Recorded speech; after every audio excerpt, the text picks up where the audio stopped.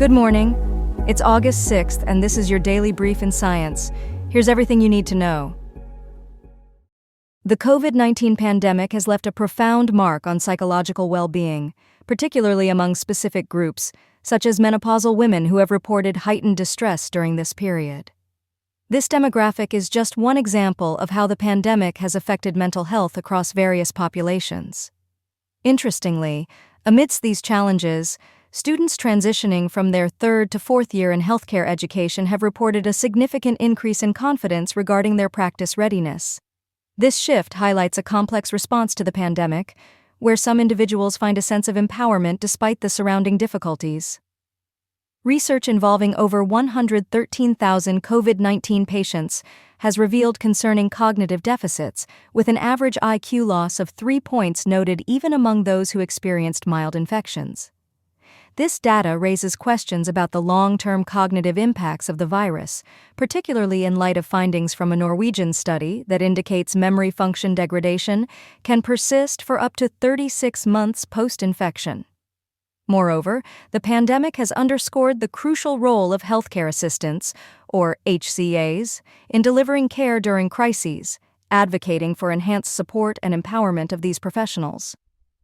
However, the situation is dire for younger Hispanic nurses, who are reporting alarmingly high burnout rates, pointing to an urgent need for systematic attention to their well-being.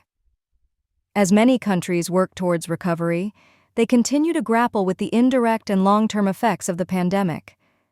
Dynamic assessments of these consequences are essential for developing effective recovery strategies that cater to both immediate and long-term needs. Common symptoms reported by long COVID patients, such as fatigue, cognitive impairment, and breathing difficulties, further illustrate the multifaceted impact of the virus on health. Looking ahead, identifying high-risk individuals and understanding the pandemic's long-term effects on education and economic productivity will be critical for future planning. There is a pressing need for targeted policy interventions aimed at improving living conditions for vulnerable populations affected by the pandemic. The study also emphasizes the roles of emotional exhaustion and anxiety as predictors of post-traumatic stress symptoms, with resilience acting as a key mediator in navigating these challenges. Elon Musk has announced a significant milestone for Neuralink, revealing that the company has successfully implanted a brain-computer interface device into its second patient. This patient, a 29-year-old who became paralyzed due to a diving accident, has reported improvements in independence and a reduced reliance on caregivers since receiving the implant. Currently, 400 out of the 1,024 electrodes in the device are functioning, indicating a successful initial outcome. Musk expressed optimism regarding the performance of this second implant, stating it appears to be functioning very well and is generating strong signals. In contrast, the first patient, Noland Arbaugh, faced considerable challenges with his implant, where only 10 to 15% of electrodes were operational.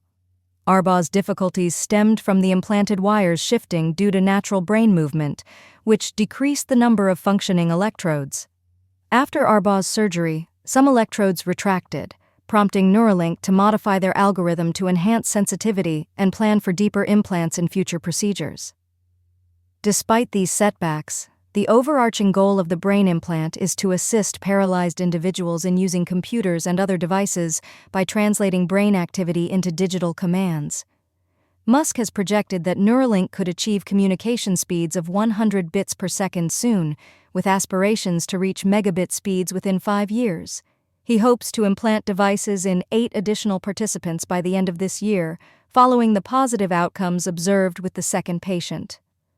Musk shared these developments during an extensive 8-hour podcast with MIT scientist Lex Fridman, where he elaborated on Neuralink's progress and future plans.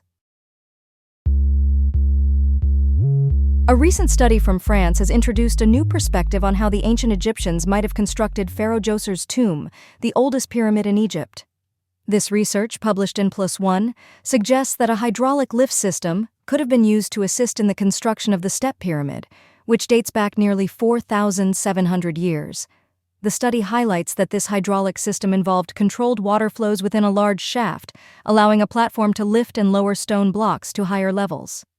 An interdisciplinary team from France's CEA Paleotechnic Institute discovered a vast hydraulic complex on the Saqqara Plateau, indicating advanced engineering capabilities that were previously underestimated. The researchers proposed that the nearby Gisar El Mudir enclosure functioned as a check dam, capturing water and sediment. This setup allowed water to flow through multiple compartments, which may have helped settle sediment and facilitated the construction process. The existence of such a hydraulic lift challenges previous assumptions about ancient Egyptian engineering. The construction of the pyramids, particularly Djoser's Step Pyramid, has been a topic of debate due to the significant weight of the limestone blocks used. While the exact mechanics of the hydraulic system are still unclear, further research is needed to understand the water flow within the shafts and the water availability in the region. Landro, one of the researchers, advocates for more investigations at Djoser's Pyramid to explore the potential of the North Shaft and its structural implications. Debate continues over the ancient climate conditions in Egypt, with some suggesting a wetter environment during the Old Kingdom that could have supported such a hydraulic system. However, critics question the feasibility of this proposal, particularly the water retention capacity of Gisar El Mudir and the historical existence of the suggested lake. Research from the American Psychological Association has uncovered intriguing insights into how mental exertion can be linked with unpleasant feelings during challenging tasks. A comprehensive meta-analysis of 170 studies, involving 4,670 participants from 29 countries, has established a consistent correlation between mental effort and negative emotions. These findings, published in the Psychological Bulletin on August 5, 2024, highlight the importance of creating supportive environments to help individuals manage cognitive challenges. Senior author Eric Bielefeld cautions against the prevalent assumption that people enjoy mental challenges, revealing that most individuals actually dislike the mental effort required. Despite this discomfort, many engage in these tasks, driven by the potential long-term rewards rather than enjoyment itself. This suggests that educators should reconsider the effectiveness of automatically assuming that more challenging lessons will engage students. The research indicates that the value placed on effortful tasks may arise from the belief that rewarding such efforts encourages individuals to tackle more difficult challenges in the future. Interestingly, the study found that the association between mental effort and unpleasant feelings was less pronounced in studies conducted in Asian countries, suggesting that cultural factors may influence perceptions of mental exertion. Bielefeld notes that activities like chess may be enjoyed more for their perceived benefits than for the mental effort involved. This study underscores the need for professionals, including educators and engineers, to consider the unpleasant nature of mental effort when designing tasks and tools.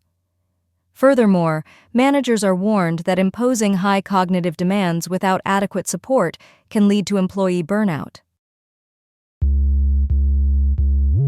A recent study from Beijing's University of Chinese Academy of Sciences reveals a surprising effect of streetlights on plant biology. Researchers found that leaving streetlights on all night toughens plant leaves, making them less appealing to insects. This study focused on two common tree species, the Japanese pagoda and green ash, analyzing nearly 5,500 leaves from 30 sites with varying light levels. The findings indicate that increased artificial light at night, or ALAN, correlates with tougher leaves and reduced signs of insect herbivory, suggesting that plants may be reallocating resources from growth to defense mechanisms.